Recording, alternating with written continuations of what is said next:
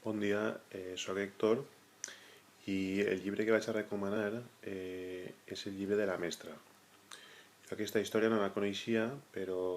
arran d'escoltar una cançó vaig a investigar a veure quin va ser aquest personatge que va fer ixa lluita del valencià en aquelles èpoques i em va resultar molt emocionant perquè una professora que era castellanoparlant i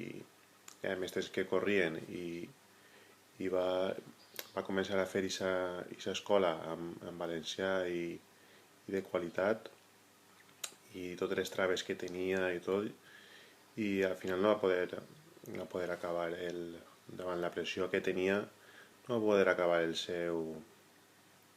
com a directora no d'aquesta escola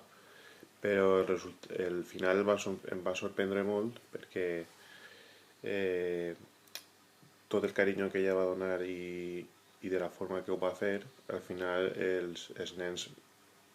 li van retornar tot aquest carinyo, no? Per això per a mi és un llibre molt, molt interessant de llegir.